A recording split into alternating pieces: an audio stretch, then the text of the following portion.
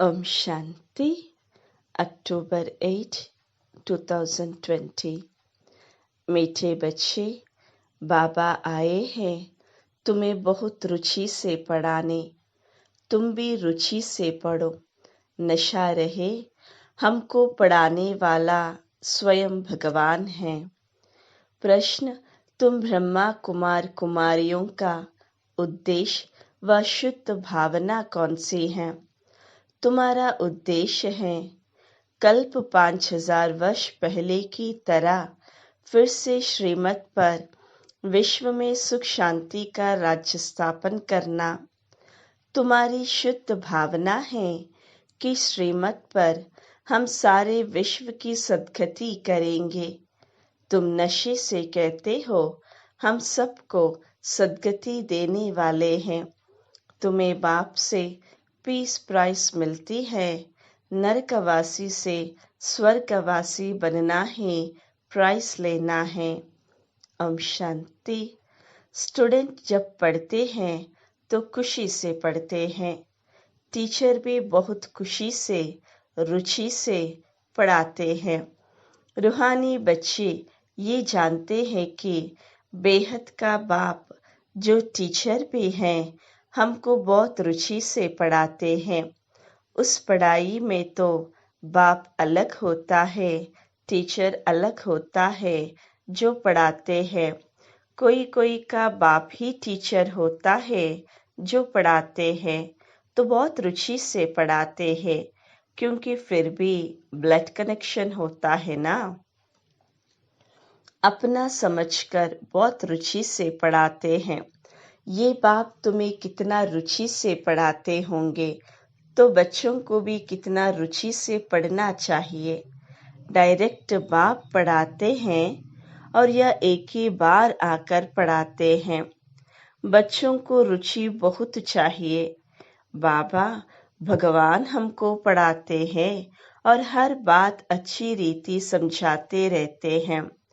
कोई कोई बच्चों को पढ़ते पढ़ते विचार आते हैं, ये क्या है? ड्रामा में ये आवागमन का चक्र है, परंतु ये नाटक रचा ही क्यों? इससे क्या फायदा? बस सिर्फ ऐसे ही चक्र लगाते रहेंगे। इससे तो छूट जाए तो अच्छा है।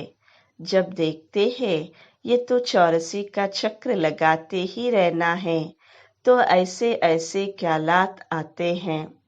भगवान ने ऐसा खेल क्यों रचा है जो आवागमन के चक्र से छूट ही नहीं सकते?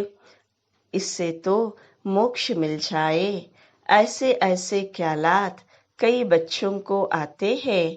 इस आवागमन से सुख दुख से छूट जाए। बाबा कहते हैं ये कभी हो नहीं सकता। मोक्ष पाने के लिए कोशिश करना ही वेस्ट हो जाता है। बाबा ने समझाया है एक भी आत्मा पाठ से छूट नहीं सकती। आत्मा में अविनाशी पाठ भरा है। वह है ही अनादि अविनाशी, बिल्कुल एक्यूरेट एक्टर्स है। एक भी कम जास्ती नहीं हो सकते। तुम बच्चों को सारी नॉलेज है। इस ड्रामा के पाठ से कोई छूट नहीं सकता, न कोई मोक्ष पा सकता है। सब धर्म वालों को नंबरवार आना ही है। बाबा समझाते हैं ये बना बनाया अविनाशी ड्रामा है। तुम भी कहते हो बाबा अब जान गए कैसे हम 84 का चक्र लगाते हैं। यह भी समझते हो पहले पहले जो आते होंगे वह 84 जन्म लेते होंगे। पीछे आने वाले के जरूर कम जन्म होंगे। यहाँ तो पुरुषार्थ करने का है। पुरानी दुनिया से नई दुनिया जरूर बननी है। बाबा हर एक बात बार बार समझाते रहते हैं क्योंकि नए नए बच्चे आते रहते हैं। उनको आगे की पढ़ाई कौन पढ़ाए? तो बाबा नए नए को देख फिर पुरानी पॉइंट्स ही रिपीट करते हैं। तुम्हारी बुद्धि में सारी नॉलेज है।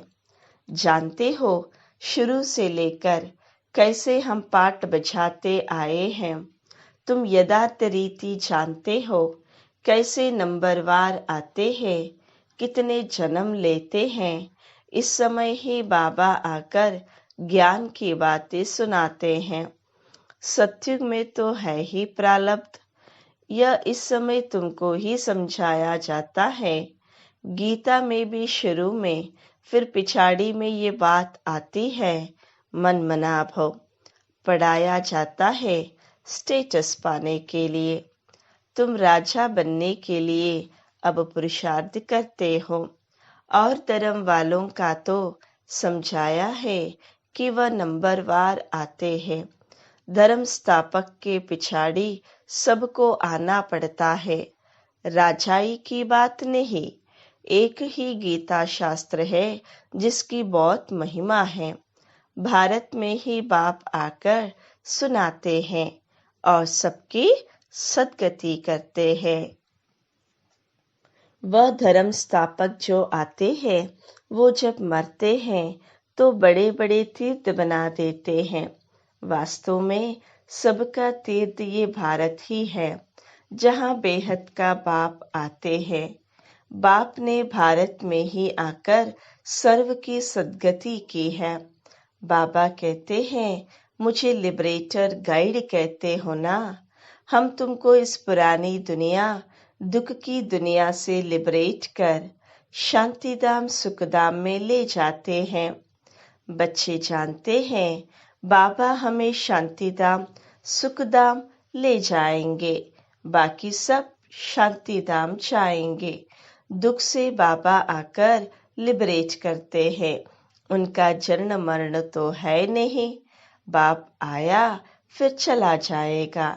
उनके लिए ऐसे थोड़े ही कहेंगे कि मर गया।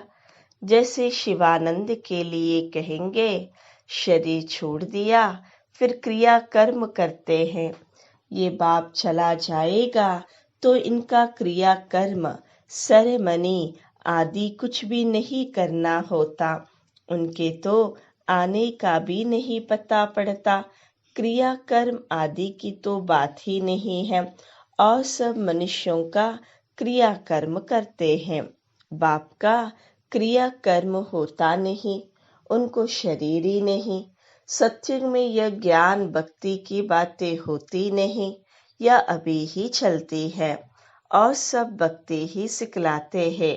आधा कल्प है भक्ति, फिर आधा कल्प के बाद बाबा आकर ज्ञान का वर्षा देते हैं। ज्ञान वहाँ कोई साथ नहीं चलता, वहाँ बाप को याद करने की दरकारी नहीं रहती। मुक्ति में है, वहाँ याद करना होता है क्या? दुख की फरियाद वहाँ होती ही नहीं। भक्ति भी पहले अव्यभिचारी, फिर व्यभिचारी। इस समय तो अति व्यभिचारी भक्ति है। इसको रौरव नरक कहा जाता है। एकदम तीखे में तीखा नरक है। फिर बाबा आकर तीखा स्वर्ग बनाते हैं। इस समय है 100% दुख, फिर 100% सुख शांति होगी। आत्मा जाकर अपने घर विश्राम पाएगी। समझाने में बड़ा सहज है। बाबा कहते हैं, मैं आता ही तब हूँ जब नई दुनिया की स्थापना कर पुराने का विनाश करना होता है। इतना कार्य सिर्फ एक तो नहीं करेंगे, खिदमतगार बहुत चाहिए। इस समय तुम बाबा के खिदमतगार बच्चे बने हो। भारत की खास सच्ची सेवा करते हो। सच्चा बाप सच्ची सेवा सिखलाते हैं। अपना भी है, भारत का भी और विश्व का भी कल्याण करते हो। तो कितना रुचि से करना चाहिए? बाबा कितनी रुचि से सर्व की सद्गति करते हैं। अभी भी सर्व की सद्गति होनी है जरूर। यह है शुद्ध अहंकार, शुद्ध भावना। तुम सच्ची सच्ची सेवा करते हो, परंतु गुप्त। आत्मा करती है शरीर द्वारा। तुमसे बहुत पूछते हैं, बेके का उद्देश्य क्या है? बोलो, बेके का उद्देश्य है विश्व में सत्युगी सुख शांति का स्वराज्य स्थापन करना। हम हर 5000 वर्ष बाद श्रीमत पर विश्व में शांति स्थापन कर विश्व शांति की प्राइज लेते हैं। यदा राजा रानी तदा प्रजा प्राइज लेते हैं। नरकवासी से स्वर्गवासी बनना कम प्राइज है क्या? वह पीस प्राइज लेकर खुश होते रहते हैं। मिलता कुछ भी नहीं। सच्ची सच्ची प्राइज तो अभी हम बाबा से ले रहे हैं, विश्व के बादशाही की। कहते हैं ना, भारत हमारा ऊंच देश है, कितनी महिमा करते हैं। सब समझते हैं हम भारत के मालिक हैं, परंतु मालिक है कहाँ? अभी तुम बच्चे बाबा की श्रीमत से राज्य स्थापन करते हो। हथियार पावर तो कुछ नहीं है, दैवी गुण धारण करते हैं, इसलिए तुम्हारा ही गायन पूजन है। अम्बा की देखो कितनी पूजा होती है, परंतु अम्बा कौन है? ब्राह्मण है व देवता है यह भी पता नहीं। अम्बा, काली, दुर्गा, सरस्वती आदि ऐसे बहुत नाम हैं। यहाँ भी नीचे अम्बा का छोटा सा मंदिर है। अम्बा को बहुत बुझाए दे देते हैं, ऐसे तो है नहीं। इसको कहा जाता है ब्लाइंड फेथ। क्राइस्ट बुद्ध आदि आए, उन्होंने अपना अपना धर्म स्थापन किया। तिथि तारीख सब बताते हैं। वहाँ ब्लाइंड फेथ की तो बात ही नहीं। यहाँ भारतवासियों को कुछ पता नहीं है हमारा धर्म कब और किसने स्थापन किया, इसलिए कहा जाता है ब्लाइंड फेथ। अभी तुम पुजारी हो, फिर पूज्य बनते हो। तुम्हारी आत्मा भी पूज्य तो शरीर भी पूज्य बनता है। तुम्हारी आत्मा की भी पूजा होती है, फिर देवता बनते हो तो भी पूजा होती है। बाप तो है ही निराकार, वह सदैव पूज्य है, वो कभी पुजारी नहीं बनते हैं। तुम बच्चों के लिए कहा जाता है आपे ही पूज, आपे ही पुजारी। बाप तो एवं पूज्य है। यहाँ आकर बाप सच्ची सेवा करते हैं, सबको सद्गति देते हैं। बाबा कहते हैं अब मामेकम याद करो। दूसरी कोई देहदारी को याद नहीं करना है। यहाँ तो बड़े बड़े लखपति करोड़पति जाकर अल्लाह अल्लाह कहते हैं। कितनी अंधश्रद्धा है। बाबा ने तुमको हम सो का अर्थ भी समझाया है। वह तो कह देते शिवो हम, आत्मा सो परमात्मा। अब बाबा ने करेक्ट कर बताया है। अब जज करो, भक्ति मार्ग में राइट सुना है या हम राइट बताते हैं। हमसो का अर्थ बहुत लंबा चौड़ा है। हमसो ब्राह्मण, देवता, क्षत्रिय। अब हमसो का अर्थ कौन सा राइट है? हम आत्मा चक्र में ऐसे आते हैं। विराट रूप का चित्र भी है। इसमें छोटी ब्राह्मण और बाप को दिखाया नहीं है। देवताएं कहाँ से आए, पैदा कहाँ से हुए? कलयुग में तो है शूद्र वर्ण, सतयुग में फट से देवता वर्ण कैसे हुआ? कुछ भी समझते नहीं। भक्ति मार्ग में मनुष्य कितना फंसे रहते हैं। कोई ने ग्रंथ पढ़ लिया, ख्याल आया, मंदिर बना लिया, बस ग्रंथ बैठ सुनाएंगे। बहुत मनुष्य आ जाते, बहुत फिलोसफर्स बन जाते, फॉलोवर्स बन जाते हैं, फायदा तो कुछ भी नहीं होता। बहुत दुकान निकल गए हैं, अब ये सब दुकान खत्म हो जाएंगे। ये भारतवासी वास्तव में है देवी देवता धर्म के, परंतु हिंदू धर्म कह देते हैं। वैसे ब्रह्म तो तत्व है, जहाँ आत्माएं रहती हैं। उन्होंने फिर ब्रह्म ज्ञानी तत्व ज्ञानी नाम रख दिया है। नहीं तो ब्रह्म तत्व है रहने का स्थान। तो बाबा समझाते, कितनी भारी भूल कर दी है, ये सब है भ्रम। मैं आकर सब भ्रम दूर कर देता हूँ। भक्ति मार्ग में कहते भी हैं, हे प्रभु तेरी गत मत न्यारी है, गति तो कोई कर ना सके। मते तो अनेक अनेक अनेक मिलती हैं, यहाँ की मत कितनी कमाल कर देती हैं, सारे विश्व को चेंज कर देती हैं। अभी तुम बच्चों की बुद्धि में है, इतने सब धर्म कैसे आते हैं, फिर आत्माएं कैसे अपने अपने सेक्शन में जाकर रहते हैं। ये सब ड्रामा में नोंद है। यह भी बच्चे जानते हैं, दिव्य दृष्टि दाता एक बाप ही है। बाबा को कहा, ये दिव्य दृष्टि की चाबी हमको दे दो, तो हम कोई को साक्षात्कार करा दे। बोला, नहीं, ये चाबी किसी को मिल नहीं सकती। उनके एवज में तुमको फिर विश्व की बादशाही देता हूँ। मैं नहीं लेता हूँ, मेरा ही पाठ है साक्षात्कार कराने का। साक्षात्कार होने से कितना खुश हो जाते हैं, मिलता कुछ भी नहीं। ऐसे नहीं कि साक्षात्कार से कोई निरोगी बन जाते हैं या धन मिल जाता है, नहीं। मेरा को साक्षात्कार हुआ, परंतु मुक्ति को थोड़े ही पाया। मनुष्य समझते हैं वह रहती ही वैकुंठ में थी, परंतु वैकुंठ कृष्णपुरी है कहाँ। यह सब है साक्षात्कार। बाबा बैठ सब बातें समझाते हैं। इनको भी पहले पहले विष्णु का साक्षात्कार हुआ तो बहुत खुश हो गया।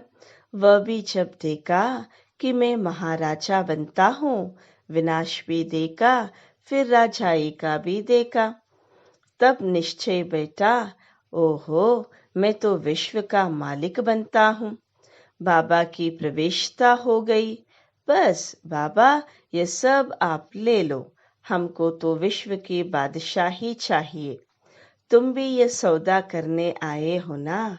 जो ज्ञान उठाते हैं उनकी फिर भक्ति छूट जाती है। अच्छा, मीठे मीठे सिकलदे बच्चों प्रति मात पिता बाप दादा का याद प्या गुड मॉर्निंग। रूहानी बाप की रूहानी बच्चों को नमस्ते। धारणा के लिए मुख्य सार, दैवी गुण धारण कर श्रीमत पर भारत की सच्ची सेवा करनी है। अपना, भारत का और सारे विश्व का कल्याण बहुत बहुत रुचि से करना है। ड्रामा की अनादि अविनाशी नोंद को यथार्थ समझ कोई भी टाइम वेस्ट करने वाला पुरुषार्थ नहीं करना है। व्यर्थ ख्यालात भी नहीं चलाने हैं। वरदान, एकाग्रता के अभ्यास द्वारा एक्रस स्थिति बनाने वाले सर्व सिद्धि स्वरूप भव। जहाँ एकाग्रता है वहाँ स्वतः ही एक्रस स्थिति है। एकाग्रता से संकल्प, भूल और कर्म का व्यर्थपन समाप्त हो जाता है और समर्थपन आ जाता है। एकाग्रता अर्थात एक ही श्रेष्ठ संकल्प में स्थित रहना। जिस एक बीज रूपी संकल्प में सारा वृक्ष रूपी विस्तार समाया हुआ है। एकाग्रता को बढ़ाओ तो सर्व प्रकार की हलचल समाप्त हो जाएगी। सब संकल्प, भूल और कर्म सहज सिद्ध हो जाएंगे। इसके लिए एकांतवासी बनो। स्लोगन, एक बार की हुई गलती को बार बार सोचना अर्थात धाग पर धाग लगाना। इसलिए बीती को बिंदी लगाओ। ओम शांति।